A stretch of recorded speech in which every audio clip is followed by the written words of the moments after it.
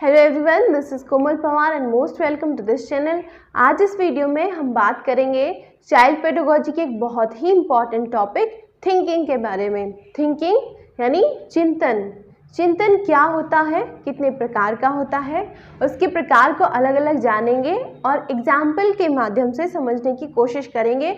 ये कैसा टॉपिक है, आपके एग्जाम में हर बार देखने को मिलता है। तो चलिए स्टार्ट करते हैं। थिंकिंग।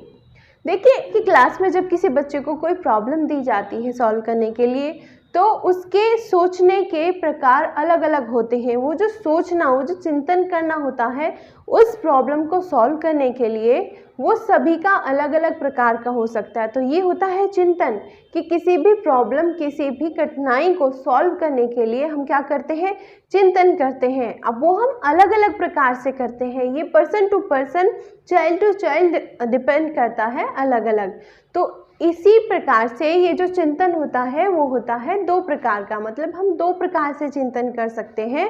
एक होता है अपसारी चिंतन यानी डाइवर्जेंट थिंकिंग। एक थिंकिंग का टाइप होता है डाइवर्जेंट थिंकिंग यानी अपसारी चिंतन, और एक होता है कन्वर्जेंट थिंकिंग यानी अभिसारी चिंतन। इस वीडियो में बात करेंगे कि डाइवर्जेंट थिंकिंग किस प्रकार का चिंतन या किस प्रकार की थिंकिंग होती है, क्या उसके गुण होते हैं, कैसे उदाहरण के माध्यम से समझेंगे, और क्या होता है कन्वर्जेंट थिंकिंग, उदाहरण करते हैं। तो चलिए देखते हैं डाइवर्जेंट थिंकिंग यानी अपसारी चिंतन। डाइवर्ज जो शब्द होता है यानी अपसारी जो शब्द होता है, उसका मीनिंग क्या होता है, फैलना। मतलब कोई चीज़ एक से जब अनेक बन जाती है, एक जगह से जब चारों दिशाओं की तरफ मुड़ जाना, वो होता है डाइवर्ज। अगर आप खाली डाइवर्ज का मीनिंग उदाहरण से समझें तो देखिए, बल्ब होता है, कोई लाइट होती है, वो एक जगह होती है फोकस, उससे सारी जगह आसपास फैल जाती है। मतलब क्या हो रहा है कि एक फोकस पॉइंट से चारों तरफ फैल रही है, इसको कहते हैं कि डाइवर्ज हो रही है। तो मतलब फैलना, दिशाओं की तरफ बढ़ना, वो होता है डाइवर्ज। अब अगर हम इसकी बात थिंकिंग में कर रहे हैं, चिंतन में कर रहे हैं कि अपसारी चिंतन कैसा होता है, तो ऐसा चिंतन, ऐसी थिंकिंग जहाँ पर हमारा जो सोचने का तरीका होता है वो दिशात्मक होता है। मतलब हम एक से अधिक वहाँ पर सॉल्यूशन फाइंड आउट करते हैं किसी एक मेन प्रॉब्लम का। तो ये इस प्रकार का चिंतन होता है अपसारी चिंतन यानी डाइवर्ज थिंकिंग। जहाँ पर मान लीजिए हमें एक प्रॉब्लम दी जाती है, किसी बच्चे को एक प्रॉब्लम दी जाती है और वो अपनी क्रिएटिविटी लगा करके, सृजनात्मकता लगा करके उस प्रॉब्लम के एक से ज़्यादा सॉल्यूशन वहाँ पर सोच रहा है, ढूंढ रहा है या फिर देता है सॉल्यूशन, तो वहाँ पर होती है डाइवर्ज थिंकिंग। डाइवर्ज थिंकिंग जो है हमारे माइंड, हमारे दिमाग की क्रिएटिविटी को शो करती है, सृजनात्मकता को दिखाती है कि हम कितने क्रिएटिव हैं, हम कितने ज़्यादा सोच सकते हैं एक चीज़ के बारे में और हम उसके कितने सॉल्यूशन लेके आ सकते हैं। ये होती है डाइवर्ज थिंकिंग या फिर अपसारी चिंतन। देखिए, यानी डाइवर्ज अभी आपको क्या बताया, इस तरह से एक फोकस से चारों दिशाओं में, इस तरह से दिशाओं की तरफ बढ़ना, ये होता है डाइवर्ज थिंकिंग या फिर डाइवर्ज होना।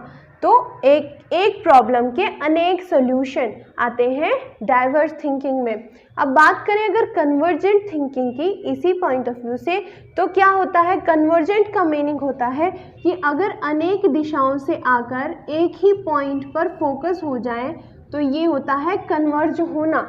मतलब चार दिशाओं से आकर एक पॉइंट पर इकट्ठे अगर चीज़ हो रही है, सिकुड़ना, कन्वर्ज होना या फोकस होना, उसको बोला जाता है। और बात करेंगे चिंतन में कन्वर्ज कैसे होते हैं, तो वो होता है हमारा केवल एक ही पॉइंट पर फोकस होना। अगर प्रॉब्लम है तो उसका पॉइंट टू पॉइंट आंसर होना, point two point one solution होना, ये होता है कन्वर्जेंट थिंकिंग। इसको कहते हैं कन्वर्जेंट थिंकिंग। तो देखिए, डाइवर्जेंट थिंकिंग में एक प्रॉब्लम के कितने हो सकते हैं हल, एक से ज़्यादा, अनेक हो सकते हैं। डिपेंड करेगा कि वो प्रॉब्लम क्या है और उसको हम अपने दिमाग से कितनी क्रिएटिविटी लगा करके उसके सॉल्यूशन फाइंड आउट कर रहे हैं। तो क्रिएटिविटी पर डिपेंड कर रहा है उस प्रॉब्लम के सॉल्यूशन। या फिर कन्वर्जेंट थिंकिंग में देखिएगा कि एक पॉइंट, एक प्रॉब्लम है और उसके हमने क्या किया है, एक ही सॉल्यूशन। मान लीजिए देखते हैं, अगर मुझसे मेरा कोई नाम पूछ रहा है तो मैं उसको बोलूँगी मेरा नाम कोमल पवार है, एक आंसर हो गया, इसका कोई दूसरा सॉल्यूशन या दूसरा आंसर नहीं हो सकता। तो ये हो गई, यहाँ पर मैंने कन्वर्ज थिंकिंग, फोकस थिंकिंग रखी।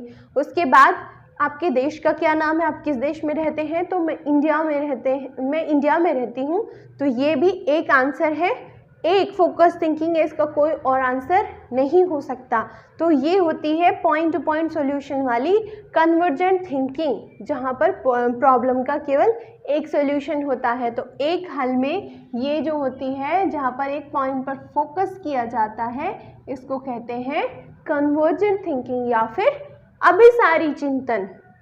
दूसरा देखेंगे प्रॉपर्टी, यहाँ पर फ्लेक्सिबिलिटी होती है। फ्लेक्सिबिलिटी किसको बोलेंगे कि रिजिडनेस नहीं होती, मतलब हम एक पॉइंट पर अटके हुए नहीं होते, फ्लेक्सिबल, एक से ज़्यादा सॉल्यूशन वहाँ पर हो सकते हैं। हमारा जो चिंतन है वो फ्लेक्सिबल होता है, रिजिड नहीं होता है कि हम अटके हुए नहीं होते एक ही चीज़ पर। तो ये होती है फ्लेक्सिबिलिटी, ठीक है। तो यहाँ पर देखिएगा सेकंड जो पॉइंट दिया गया, लीनियर थिंकिंग, हम केवल एक ही टॉपिक पर चल रहे हैं, एक लीनियर हम चल रहे हैं, एक लीनियर सोच रहे हैं। जो हमारे सामने प्रॉब्लम आई, हमारे माइंड में एक इमेज बनी, इसके ये आंसर है, इसका ये सॉल्यूशन, हम केवल उसी साइड चल रहे हैं, कोई माइंड की क्रिएटिविटी नहीं लगा रहे हैं, केवल हम बुद्धि का इस्तेमाल कर रहे हैं। तो ये भी क्वेश्चन पूछा जा सकता है आपसे एग्जाम में कि यहाँ पर होता है बुद्धि का इस्तेमाल, बुद्धि का यूज़ होता है, इंटेलिजेंस का यूज़ होता है, और यहाँ पर किसका होता है, यहाँ पर होता है हमारी क्रिएटिविटी का, ठीक है। तो जो बच्चे, अब अगर देखिए क्लास में होते हैं अलग अलग तरह के बच्चे, तो जिन बच्चों का आईक्यू लेवल थोड़ा अलग होता है, ज़्यादा होता है, ऐसा नहीं कि आईक्यू लेवल ज़्यादा है तो वो डाइवर्स थिंकिंग ही रखेंगे, उनकी कन्वर्स थिंकिंग भी हो सकती है, वो प्रॉब्लम पर डिपेंड करता है। लेकिन जो बच्चे होते हैं गिफ्टेड, जो चाइल्ड होते हैं, वो ज़्यादातर डाइवर्स थिंकिंग करते हैं, क्योंकि वो दिमाग से क्रिएटिव होते हैं, जिनकी क्रिएटिविटी जिनके नेचर में होती है, जिनकी बुद्धि में क्रिएटिविटी होती है ज़्यादा, वो ज़्यादातर डाइवर्जेंट थिंकिंग का इस्तेमाल करते हैं। लीनियर थिंकिंग मतलब एक ही पॉइंट पर फोकस करना। अब बात करेंगे अगला जो प्रॉपर्टी अगर बोले तो व्यूज़ पर डिपेंड करती है, मतलब डाइवर्जेंट थिंकिंग जो होती है पर्सन टू पर्सन व्यूज़ पर, मेरा व्यू क्या है, आपका व्यू क्या है, किसी और का व्यू क्या है किसी एक प्रॉब्लम के बारे में। अगर मान लीजिए मैं आपसे राय मांगती हूँ किसी चीज़ के बारे में, तो मेरी राय कुछ अलग हो सकती है, आपकी राय कुछ अलग हो सकती है, किसी और की कुछ अलग हो सकती है, और एक से ज़्यादा भी हो सकती है राय। तो ये होती है डाइवर्जेंट थिंकिंग, ठीक है। तो यहाँ पर सब्जेक्टिविटी होती है, मतलब सब्जेक्ट पर डिपेंड करता है, बहुत सी हम अपने व्यूज़ देके एक प्रॉब्लम का आंसर दे सकते हैं, सब्जेक्टिविटी होती है इस प्रकार की थिंकिंग में। यहाँ पर देखिएगा, यहाँ पर क्या होती है, ऑब्जेक्टिविटी होती है। ऑब्जेक्टिविटी किसको बोलते हैं, जैसे कि आप ऑब्जेक्टिव टाइप क्वेश्चन करते हो, वहाँ पर एक क्वेश्चन दे दिया, उसके 4 आपको ऑप्शन दिए गए, लेकिन सही आंसर एक ही होता है। तो ऑब्जेक्टिविटी होती है कन्वर्जेंट थिंकिंग में कि ए होगा, बी होगा, सी होगा या फिर डी, एक ही राइट आंसर होगा, एक आंसर होगा। तो ऑब्जेक्टिविटी होती है कन्वर्जेंट थिंकिंग में। अब इसमें देखिएगा एक यहाँ की प्लस पॉइंट क्या आता है कन्वर्जेंट थिंकिंग का, वो कि यहाँ पर स्पीड ज़्यादा, क्योंकि हमें और कुछ सोचना ही नहीं है, एक प्रॉब्लम है उसका एक ही सॉल्यूशन है, हम अपने इंटेलिजेंस से केवल उस प्रॉब्लम के एक ही उस पॉसिबल सॉल्यूशन तक पहुँचते हैं।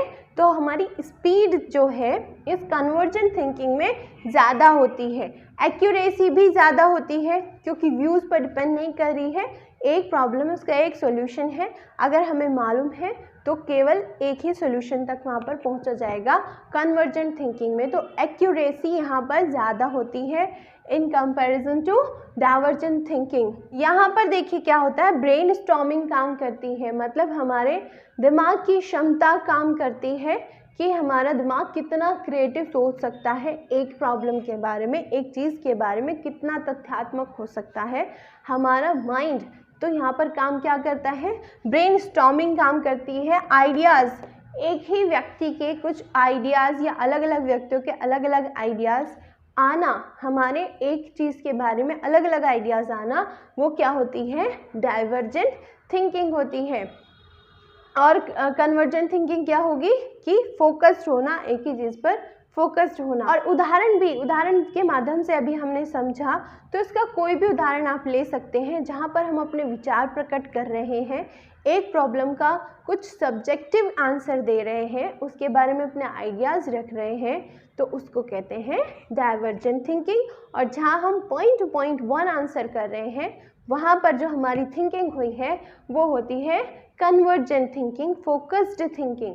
तो इसमें से इसी प्रकार के आपके पास क्वेश्चन बनते हैं एग्जाम में कि या तो आपको उदाहरण दे दिया जाता है कि कोई बच्चा किसी प्रॉब्लम का ये सॉल्यूशन निकालता है, तो वहाँ पर उसकी कौन सा चिंतन का प्रयोग कर रहा है, कौन सा चिंतन हो रहा है, तो वहाँ पर आप देखेंगे अगर वो प्रॉब्लम का 1-to-1 सॉल्यूशन दे रहा है तो कन्वर्जेंट थिंकिंग। अगर कहीं पर क्वेश्चन में ऐसे दे दिया जाता है कि बच्चा अपने विचार प्रकट कर रहा है किसी प्रॉब्लम के बारे में, किसी टॉपिक के बारे में, तो वहाँ पर जहाँ पर विचार प्रकट अपने आइडियाज़ देता है, क्रिएटिविटी लगाता है, तो वहाँ पर हो जाती है डाइवर्जेंट थिंकिंग। जो विशिष्ट बालक होते हैं, जो क्रिएटिव बालक होते हैं, जो गिफ्टेड चाइल्ड्स होते हैं क्लास में, जो कि आप अपनी पेडागॉजी में पढ़ते हैं, गिफ्टेड चिल्ड्रंस, तो वो सब ज़्यादातर वहाँ पर अगर बोला जाए कि कौन सी थिंकिंग सूटेबल होती है, तो वो होती है डाइवर्जेंट थिंकिंग। क्योंकि देखिए डाइवर्जेंट थिंकिंग मोस्ट सूटेबल इसलिए बोला जाता है कि अगर हमारे अंदर क्रिएटिविटी है और हम अपने व्यूज़ रख सकते हैं, डाइवर्जेंट सोच सकते हैं, तो हम प्रॉब्लम के बेस्ट सॉल्यूशन तक भी पहुंच ही जाएंगे, जो कि कन्वर्जेंट थिंकिंग में 1-to-1 सॉल्यूशन होता है। तो ये जो है ये है डाइवर्जेंट थिंकिंग। तो आज इस वीडियो में हमने थिंकिंग को और उसके टाइप्स, जो कि डाइवर्जेंट थिंकिंग और कन्वर्जेंट थिंकिंग है, उसको समझा और उदाहरण से जाना कि वो क्या होता है। आई होप इस वीडियो से आपको ये सब क्लियर हो गया होगा। अगर आपको वीडियो पसंद आई है तो लाइक शेयर ज़रूर कीजिएगा, चैनल को सब्सक्राइब जरूर कीजिएगा। Thanks so much for watching.